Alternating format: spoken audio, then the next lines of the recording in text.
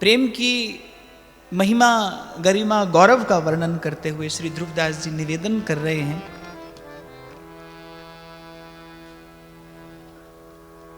कि कहीं अगर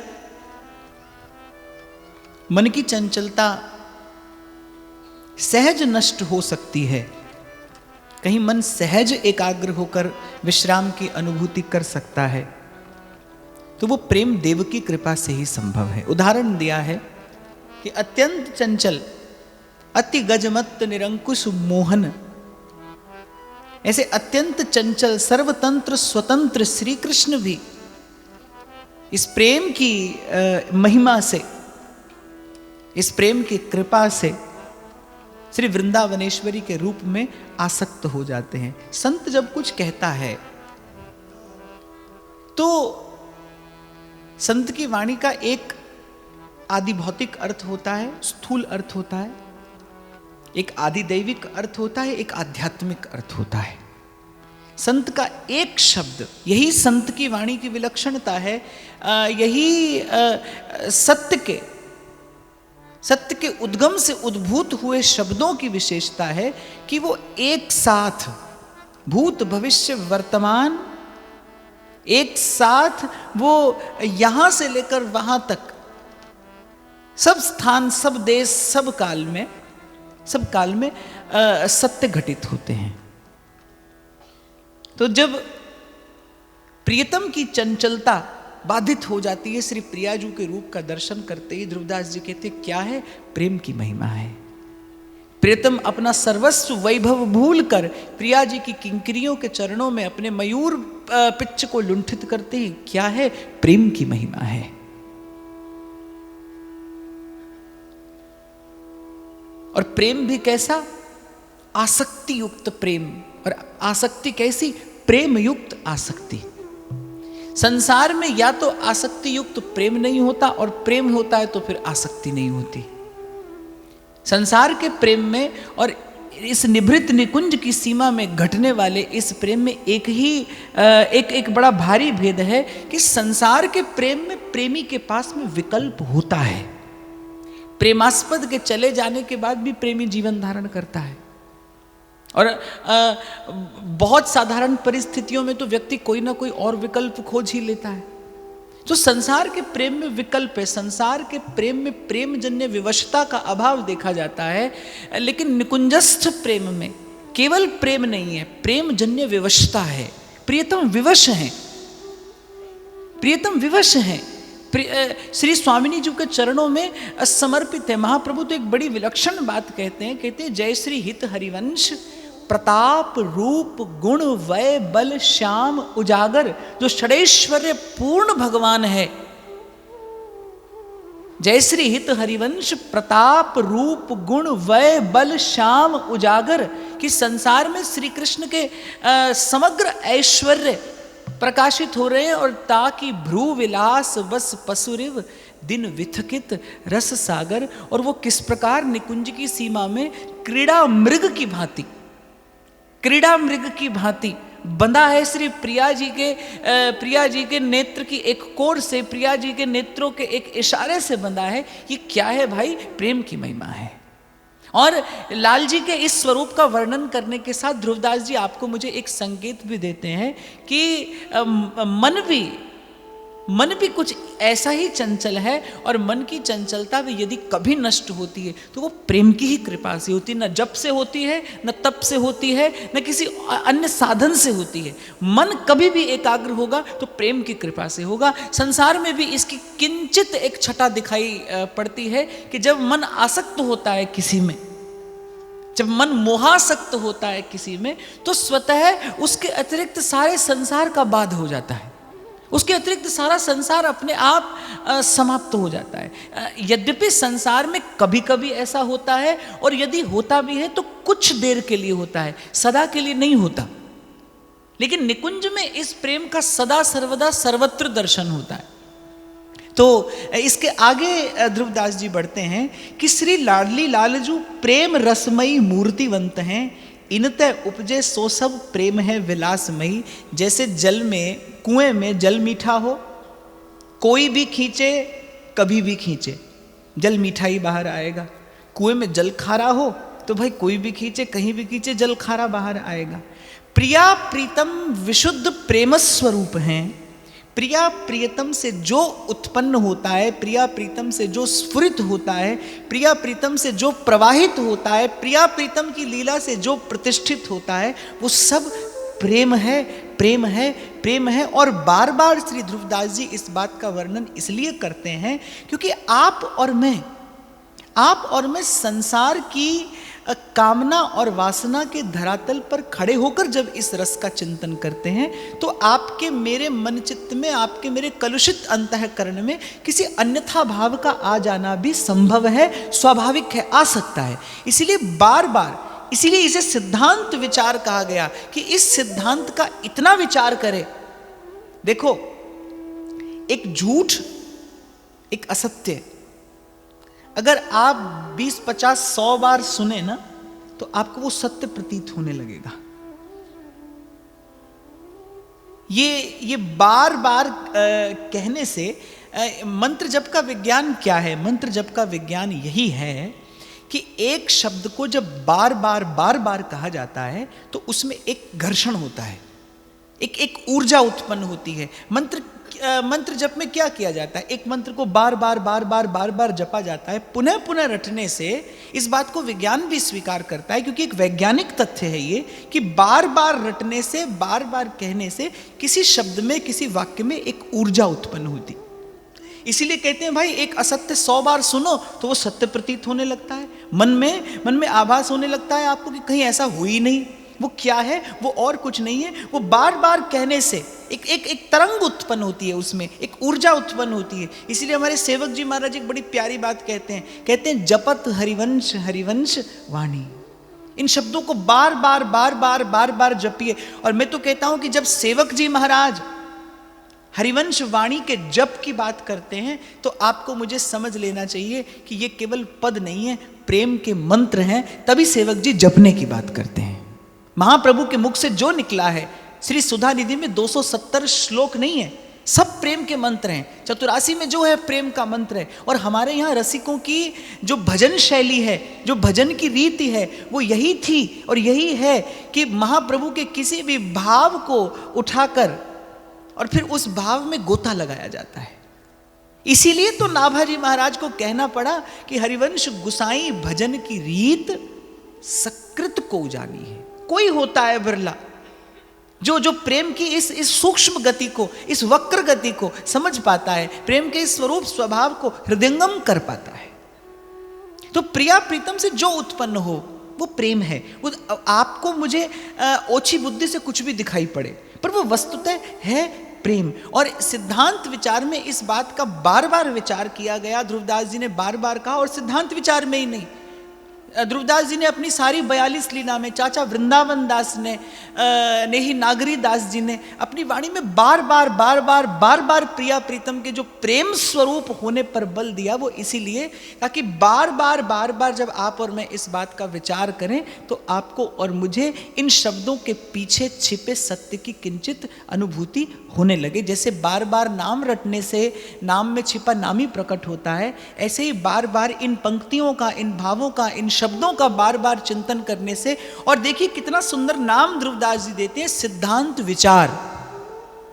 माने इस सिद्धांत का बार बार विचार करिए, इन पंक्तियों को बार बार पढ़िए, इन पंक्तियों को बार बार रटिए। श्री यमुना जी ने प्रसाद स्वरूप अब की बार आपको ये सिद्धांत विचार लीला की ये वाणी प्रसाद स्वरूप दी है।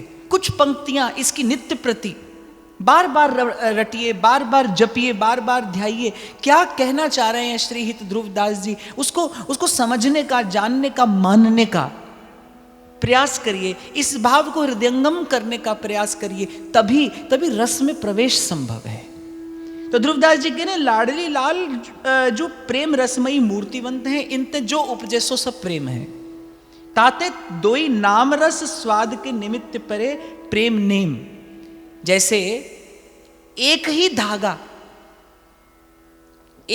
धागा वस्त्र बुनने के लिए पर्याप्त है, लेकिन बुनने वाले को 2 पट करने पड़ते हैं। एक को ताना कहते हैं, एक को बाना कहते हैं। ताना बाना एक साथ जब चलाया जाता है तब वो वस्त्र का आकार लेता है तो निभृत निकुंज की सीमा में जो भी है सब प्रेम है। लेकिन आपको मुझे समझाने के लिए, आपको मुझे बताने के लिए, लीला रस के विस्तार के लिए प्रिया प्रीतम कभी प्रेम और कभी नेम का अनुसरण करते दिखाई पड़ते हैं। पर वस्तुतः कोई इसमें भ्रम में न रहे कि अगर मैं थोड़ा और स्पष्ट करके कहने का प्रयास करूं, क्योंकि मेरी भी वाणी की एक सीमा है, मैं एक सीमा तक ही कह सकता हूँ, उसके आगे मुझे कहने का अधिकार नहीं है, उसके आगे कहने की आचार्यों की आज्ञा नहीं है। मान लो श्री प्रियाजू और श्री लालजू अत्यंत सन्निकट बैठे हैं, प्रियाजू और लालजू ने परस्पर एक दूसरे को आलिंगन किया है, तो आप और मैं ये ना समझ लें कि इस चेष्टा के मूल में स्वसुख है, स्वार्थ है या कोई अन्य कामना है, क्योंकि वो प्रिया प्रीतम है। जैसे श्री कृष्ण सहस्त्र सहस्त्र गोपांगनाओं के मध्य रहकर रास लीला पूर्ण करके भी अच्युत रहते हैं, अपने निज स्वरूप में स्थित रहते हैं। कैसे रह पाते हैं, क्यों रह पाते हैं? एक ही उत्तर है भाई, क्योंकि वो श्री कृष्ण है, क्योंकि वो कृष्ण है। यही तो उनकी भगवत्ता है, यही उनकी सामर्थ्य है, यही उनकी प्रभुता है, यही उनका विभु है। ऐसे ही निकुंज की सीमा में जो घट रहा है वो केवल प्रेम की लीला है। और प्रेम अर्थात जहाँ स्वार्थ का लेश नहीं होता, जहाँ अपना सुख पाने की कोई इच्छा नहीं है, अपना सुख पाने की कोई कामना नहीं है। तो ध्रुवदास जी कह रहे जैसे तंतु को तानो बानो न्यारो कोई नहीं, प्रेम हो तो भी प्रेम है, नेम हो तो भी प्रेम है। प्रेम और नेम का ताना बाना लेकर आचार्य चरणों ने, रसिकों ने ये लीला का पट बुना है, लीला का विस्तार करने के लिए, आपको मुझे सुख देने के लिए। और सोना है ताते भूषण करे सो नेम भयो, सोना एक रस है सो प्रेम। एक उदाहरण देते हैं कि जैसे स्वर्ण का आभूषण बनाया जाए तो वो एक आकार ले लेता है ना, धारण करने योग्य हो जाता है तो तब भी स्वर्ण हो तब भी स्वर्ण है, आभूषण हो तब भी स्वर्ण है। ऐसे ही प्रिया प्रीतम परस्पर का मुखचंद्र का दर्शन करते हो तब भी प्रेम है, प्रियाजू लाल जी की ओर देखकर मुस्कुराती हूँ तब भी प्रेम है, मान करती हूँ तब भी प्रेम है, जो होता है सो सब प्रेम है। प्रेम के अतिरिक्त यहाँ किसी अन्य भाव का प्रवेश नहीं है, किसी अन्य रस की गम नहीं है, किसी अन्य भाव की समाई नहीं है। सेवक जी महाराज कहते हैं अब या में मिलौनी मिले न कछु, जब खेलत रास सदा बन में। प्रेम मदन के सिंधु द्वय बहत रहत दीन ही, कबहू विवश चेतत कबहू छिन छिन प्यारी पी, छिन छिन प्यारी पी। मधुर रस बिलसत है से, सूक्ष्म प्रेम की बात कहो को बरने कैसे।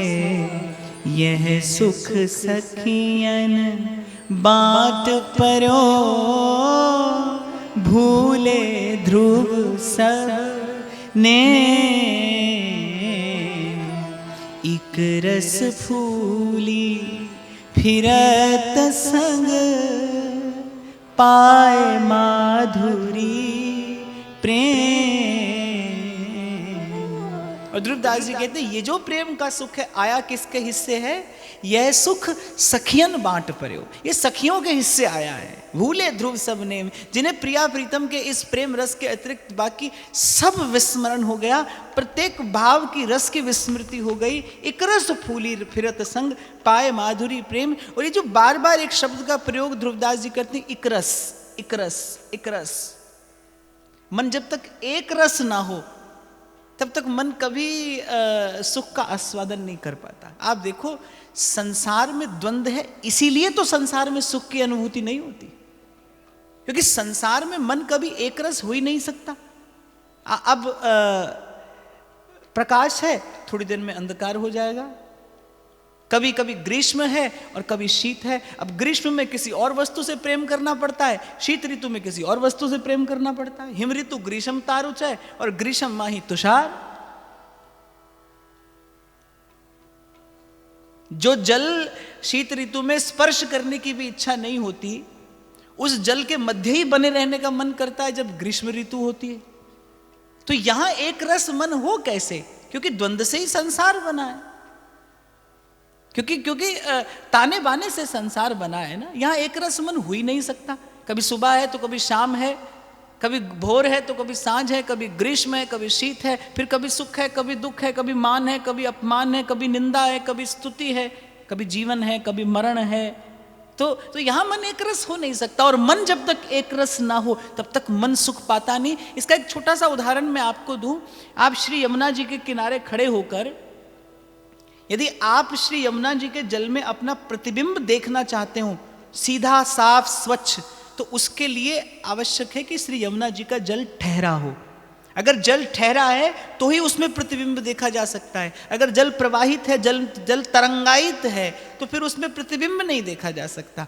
वो जो प्रभु का प्रेम का उस आनंद का जो प्रतिबिंब हृदय रूपी दर्पण पर पड़े, उसके लिए आवश्यक है कि हृदय का जो दर्पण है वो स्वच्छ भी हो और स्थिर भी हो। मन जब तक स्थिर नहीं होता, मैं तो ये भी आपको निवेदन करूं, मन की स्थिरता ही मन का सुख है। अगर संसार के भी किसी विषय में मन अटक जाए तो आप देखो वो व्यक्ति उसी विषय को के पीछे दौड़ने में ही अपना सुख मानता है। संसार में किसी से आसक्ति हो जाए ना, प्रभु ना करें ऐसी स्थिति आए, पर आती है। आप और मैं जन्म जन्म से आसक्ति हैं यहाँ पर। और देखा जाता है कि संसार में यदि किसी से आसक्ति हो जाए तो व्यक्ति उससे अपमानित होकर भी सुख रहता है, उससे अपमानित होकर भी प्रसन्न रहेगा, प्रभु की ओर नहीं आएगा, सेवा स्मरण की ओर नहीं आएगा। लेकिन जिसमें मन आसक्त है उससे अपमानित भी हो तो सुख पाता है। ये क्या है? ये आसक्ति है। ये क्या है? ये मन की एक रसता है। मन की एक रसता। मन जहां स्थिर होगा वहां सुख पाएगा। इसीलिए संसार में भी सुख का लेश है, क्योंकि यहां पर मन थोड़ी देर के लिए तो स्थिर हो सकता है, सदा के लिए नहीं हो सकता। आज जो आपको सुख मिला है भाई, वो आज है, फिर थोड़ी देर में नहीं होगा, थोड़ी देर में रहेगा तो कल नहीं होगा, कल नहीं तो परसों नहीं होगा, और कल परसों रहने वाला सुख हुआ भी तो सुख होगा, आप नहीं होगे। एक बार संसार के प्रत्येक सुख को, संसार की प्रत्येक वस्तु स्थिति को एक बार कसकर देखिए। इस कसौटी पर देखो, संसार में कुछ भी तो सदा नहीं रहता। जब संसार का विषय सदा नहीं रहता तो उस विषय में मन कैसे सदा स्थिर रहे? इसलिए भाई, आज नहीं तो कल या किसी जन्म में जब प्रभु की कृपा हो जाए और बात आपको समझ में आ जाए, हृदयंगम हो जाए, आना तो यहीं पड़ेगा। जब तक प्रभु के चरणों की शरण में जीव न आए, जब तक प्रभु के प्रति प्रेम का, अनुराग का संबंध न बने, तब तक मन को स्थिर होने का कोई अवसर नहीं है। एक बार नहीं भाई, 1000 लाख करोड़ बार संसार में प्रयास करिए, पर राधा वल्लभ लाल बिन कहूं न पायो सुख। डारन डारन में फिरो और पातन पातन दुख। तुलसीदास जी कहते अद्भुत सुख सखियों के हिस्से आया है। बस इसीलिए एक रस, फूल जहां तहां देखिए, श्री वृंदावन माही द्रुम बेली खग सहचरी, बिना फूल को नाई। प्रेम मदन के सिंधु द्वय, लाडली लालजू के हिये बहत रहते हैं। जब प्रेम के तरंग छावें तब विवश हुई, जब मदन के सिंधु की तरंग छावें जब चैतन्य हुई। प्रिया लालजू का तो प्रेम और नेम इतना ही है, जब प्रेम के अधीन होते हैं तो जड़ीभूत हो जाते हैं, बस परस्पर एक दूसरे को देखते ही रह जाते हैं, तकते ही रह जाते हैं, अवलोकन ही करते रह जाते हैं परस्पर के मुख चंद्र की माधुरी का। और जब कभी नेम के अधीन होते हैं तो कबहुक निर्मित तरल हिंडोला, झूलत फूलत करत कलोला, नित नित लीला नित नित रास, सुनहु रसिक हरिवंश विलास, श्री हरिवंश ही गाई हूं। विलास रंग में परे ऐसे प्रेम नेम ओतप्रोत हैं। प्रेम की क्रिया व्यवस्था, नेम की क्रिया सावधानता। याते एक कहिए स्वाद को दोई, कबहू खिलारी बस खेल, कबहू खिलारी बस खेल। निकुंज की सीमा में प्रेम का ऐसा वैभव दर्शनीय है कि कभी प्रिया प्रीतम प्रेम के अधीन होते हैं, कभी प्रेम प्रिया प्रीतम के अधीन होता है। ऐसी भांति को बिहार निस्दिन करते हैं।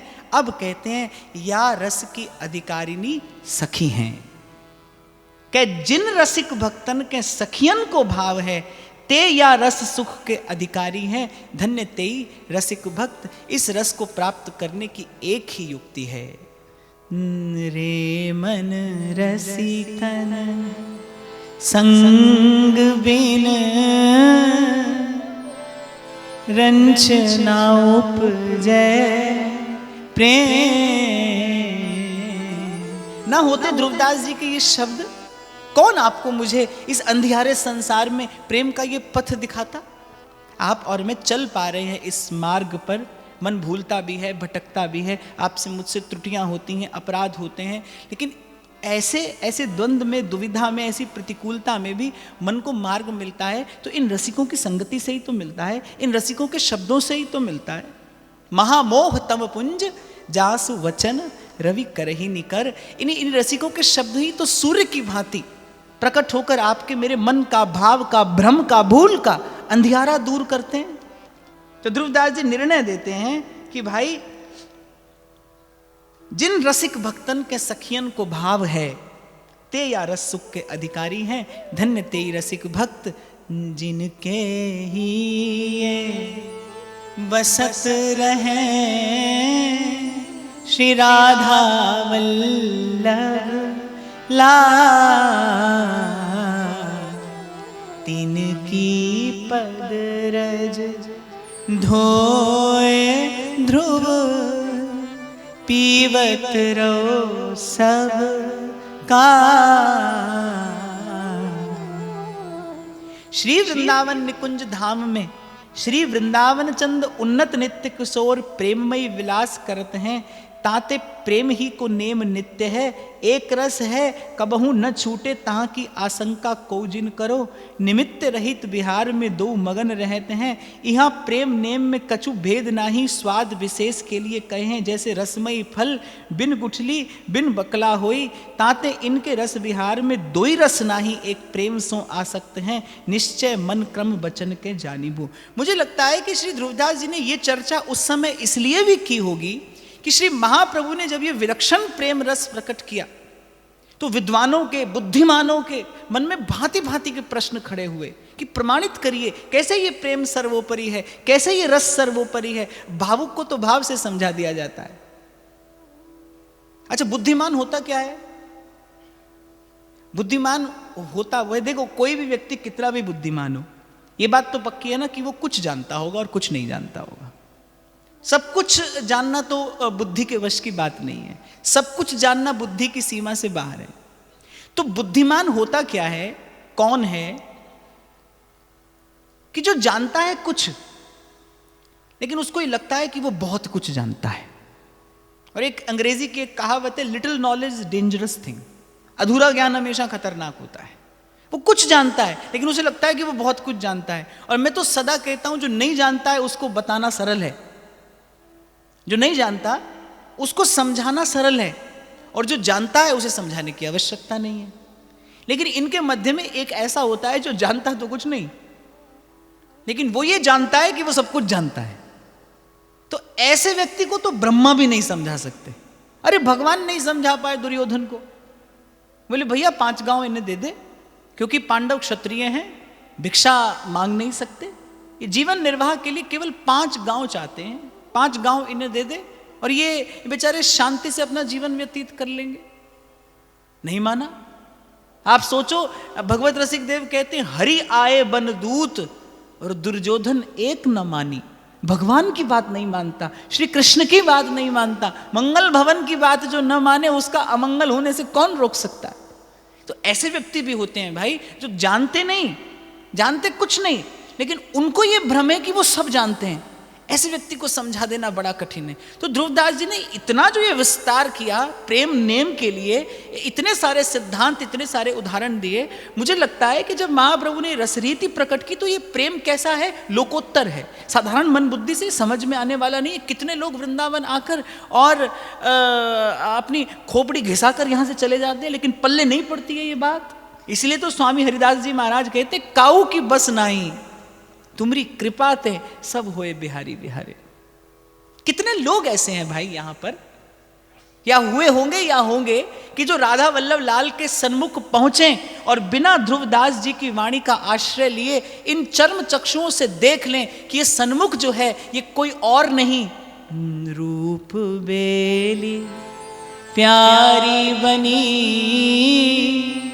प्रीतम प्रेम तमा दो मन मिल एक भय।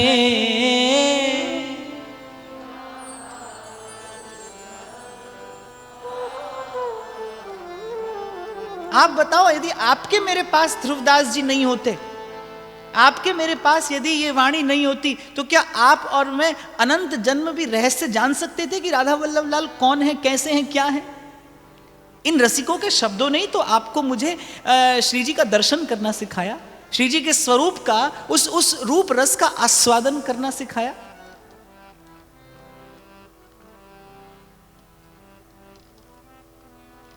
तो मुझे लगता है कि इतना विस्तार श्री ध्रुवदास जी ने सिद्धांत विचार में किया, भांति भांति के प्रश्नों का उत्तर देने के लिए, भांति भांति की जिज्ञासाओं का समाधान करने के लिए, क्योंकि महाप्रभु के प्राकट्य से घटनाएं कुछ ऐसी घटी। महाप्रभु ने वो रस प्रकट कर दिया जिसको आज तक वेदों ने कभी स्पर्श नहीं किया था।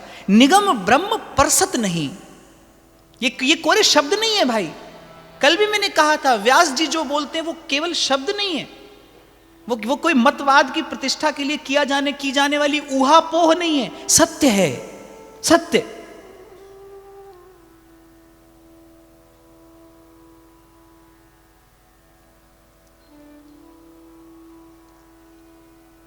क्या कह रहा था मैं अभी?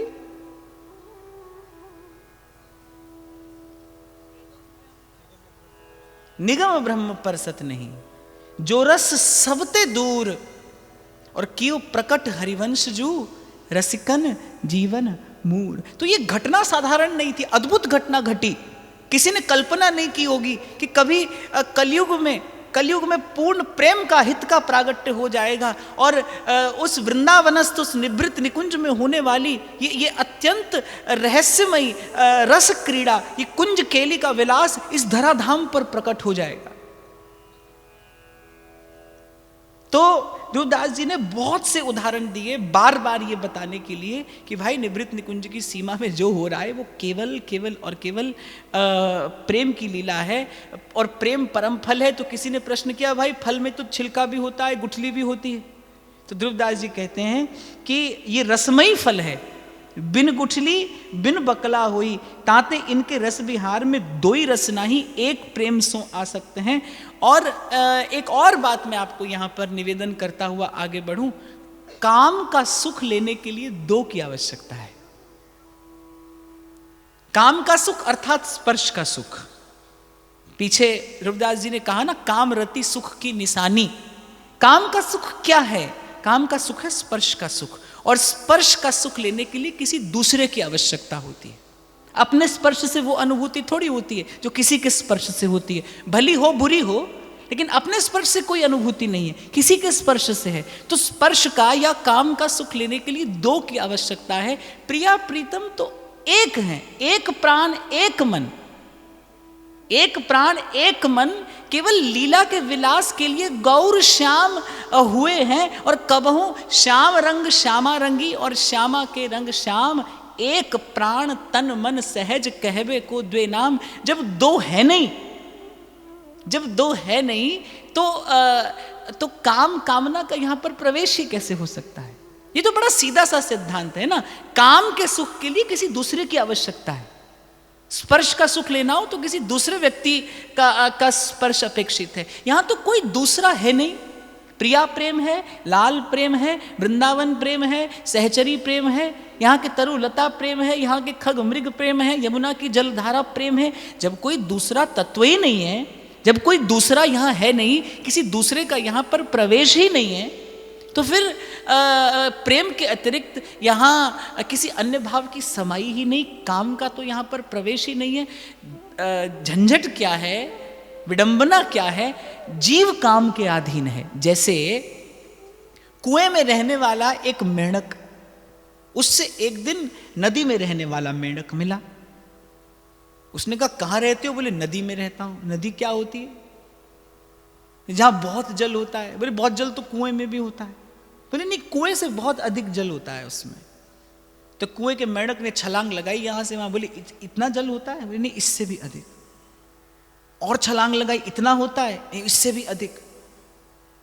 अब तीसरी छलांग में तो कुएं का मेंढक एक कोने से दूसरे कोने पर पहुंच गया। बोले इतना ही होता होगा। अब नदी में रहने वाला मेंढक हंसता है, बोले नहीं नहीं, इससे तो बहुत अधिक होता है।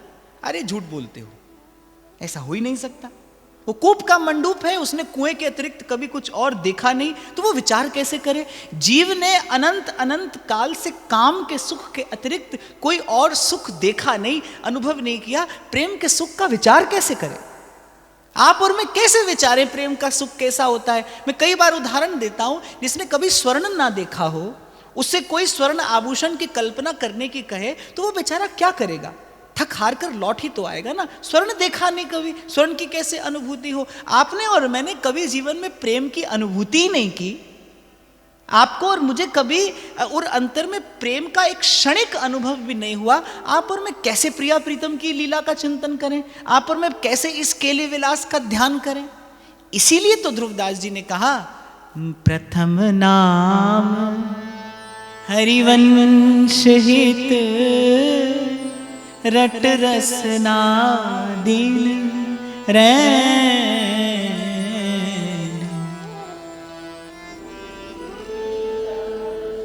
आइए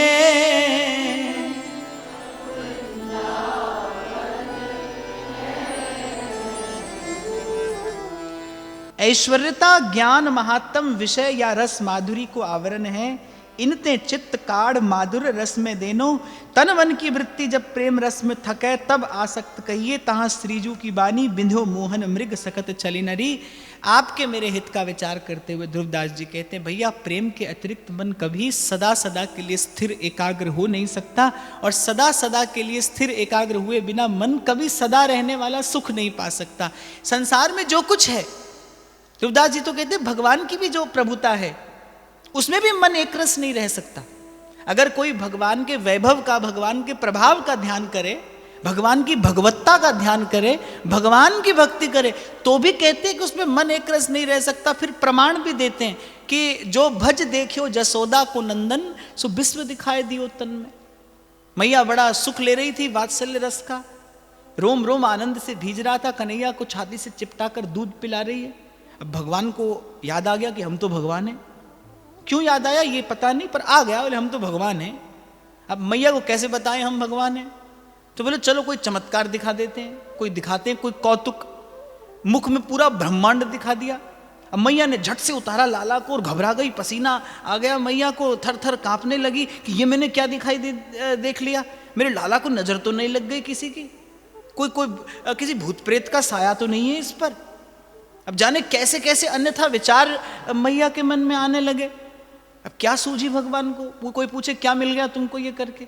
अच्छी भली मैया रस ले रही थी, वात्सल्य का सुख ले रही थी, ये लीला न दिखाते तो क्या हो जाता? अब कोई पूछे जाकर उनसे क्यों दिखाई? बोले दिखा दी, याद आ गया कि हम भगवान हैं। बस यहां निकुंज में उन्हें याद नहीं आता कि हम भगवान हैं, इसलिए रस में कभी भी रस नहीं होता, इसलिए इस रस में कभी विक्षेप उत्पन्न नहीं होता। क्यों? क्योंकि यहां भगवत्ता सहचरियां पहले निकुंज द्वार से बाहर रखवा लेती हैं। निकुंज की गली में प्रवेश ही करते हैं श्री कृष्ण अपना मुकुट झुकाकर, अर्थात अपनी भगवत्ता एक और रख के, तब निकुंज की गली में प्रवेश करते हैं। तो ध्रुवदास जी कह रहे भाई ऐश्वर्य ज्ञान महात्म जो भी कुछ है तो सब प्रभु का, सब में सत्ता भी प्रभु की है। लेकिन मन अगर सदा सदा के लिए स्थिरता चाहता है तो प्रेम के अतिरिक्त और कोई मार्ग नहीं है, कोई उपाय नहीं है। और प्रेम के लिए प्रेमास्पद का होना बहुत आवश्यक है। और राधा वल्लभ लाल जैसा प्रेमास्पद किसी को सर्वकाल खोजे मिलना असंभव है, क्योंकि इनके जैसे तो यही हैं। प्रेम का मोल जानने वाले, प्रेम के स्वरूप स्वभाव को समझने वाले, स्वयं प्रेम प्रभु यही हैं। तो ध्रुवदास जी कहते हैं कि इनते चित्तकाड़ माधुर्य रस में देनो। जैसा पहले दिन मैंने आपको निवेदन किया था कि भाई थोड़ा सा जीवन है, उसमें भी थोड़ा सा समय है भजन के लिए, सार का भजन करना चाहिए। और सारन को सार और रस को रस यही है, राधा पद पंकज के भ्रमर हो रही है। तन मन की वृत्ति जब प्रेम रस में थके तब आसक्त कहिए। कहाँ श्रीजू की बानी विंध्यो मोहन मृग सकत चलिनरी। कोई अपने मन में ये संशय ना करे कि मन चंचल है, कैसे रम जाएगा। बोले अरे लालजू रम गए तो आपके मेरे मन की चंचलता तो उनकी चंचलता के सन्मुख कुछ भी नहीं। अद्भुत प्रेम की आसक्तता समझनी अति कठिन है। ये इतना सब कह देने के बाद भी ध्रुवदास जी को लगा होगा कि भाई हो सकता है सुनने वाला समझा ना हो, क्योंकि प्रेम को कहकर समझाया जा ही नहीं सकता। कहा कि भैया समझनी अति कठिन है, जिनके मन अति सरस हुई तिनके उर आवे। इसलिए हमारे प्रेम पिया जी एक जगह पर कहते हैं कि वो मरकट जिसने चखी इमली, मरकट तो समझते हैं ना आप, बंदर, कह रहे हैं वो मरकट जिसने चखी इमली, जिसने जीवन भर खटाई खाई हो, वो स्वाद सुधा रस जाने ही क्या। और नहीं जिसने कभी यहां प्यार किया वो प्रेम पिया पहचाने ही क्या। जो कभी इस द्वार से होकर ही नहीं गया, जिसने कभी जीवन में किसी के भी प्रति आसक्ति का क्षणिक अनुभव नहीं किया, जैसा मैंने अभी आपसे निवेदन किया ना, आपने मैंने जीवन में कभी प्रेम की क्षणिक अनुभूति ही नहीं की। माने या ना माने, आप और मैं भले अपने मन से कहते रहे इससे प्रेम किया उससे प्रेम किया, नहीं किया। यहां पर प्रेम संभव नहीं, यहां हो ही नहीं सकता। अब कोई पूछ सकता है फिर यहां इस संबंधों की आवश्यकता क्या थी। प्रेम के स्वरूप का संकेत है यहां पर, एक संकेत अवश्य है यहां पर। बुद्धिमान व्यक्ति वही है जो यहां होने वाली प्रत्येक घटना से, यहां बनने वाले प्रत्येक संबंध से, यहां मिलने वाली प्रत्येक वस्तु से कुछ सीखकर, कुछ जानकर, कुछ समझकर जाग जाए और इस पथ पर चलता चलता एक दिन अपने गंतव्य तक पहुंच जाए। मैंने तो सदा कहा भाई ये तो इस पार से उस पार जाने के लिए पुल बनाया है प्रभु ने, संसार रूपी। अब कोई पुल के ऊपर रहने का इंतजाम करने लगे तो मूर्ख ही कहा जाएगा। पुल रहने के लिए बनाया ही नहीं था, वो तो इस पार से उस पार जाने के लिए बनाया था। संसार की संबंधों की रचना ही प्रभु ने इसलिए की कि इस पार से उस पार पहुंच जाया जाए। आप और मैं यहीं बसने का इंतजाम करने लगे। तभी तो शायर कहता है कि वो काफिर हो जो यहां रहने का इंतजाम करे। अगर खुदा है फिर बंदा क्यों फिक्र सुबह शाम करे। वो काफिर हो तो यहां रहने का इंतजाम करे। ये इसलिए था नहीं। तो यहां के संबंधों से जानकर, सीखकर, और यह संभव है विवेक के द्वारा, और विवेक बिना सत्संगति के प्राप्त होता नहीं। कोई पूछे ना तो मैं तो कहता हूं एक ही उत्तर है मेरे पास, सत्संग के जीवन में आवश्यकता क्या है, एक ही उत्तर है। क्यों कहो कि पुण्य मिलेगा, स्वर्ग मिलेगा और पितरों का उद्धार हो जाएगा। ये सब झूठ कहने की कोई आवश्यकता नहीं है भाई। सीधी बात है, तेरी बुद्धि में सोया विवेक है, सत्संग सुनेगा वो सोया विवेक जगेगा, संसार का स्वरूप समझ में आने लगेगा। सत्संग का प्रसाद ही है विवेक की जागृति, कुछ नहीं और कुछ भी नहीं। जो और कहा जाता है वो केवल मन को बहलाने के लिए और मन को बहकाने के लिए, मन को भटकाने के लिए कहा जाता है। सत्संग का एक ही प्रसाद है, सत्संग से एक ही चीज प्राप्त होती है, वो है सोया विवेक जग जाता है। बुद्धि विवेक से युक्त हो जाती है और इसे ही बुद्धि योग कहा जाता है।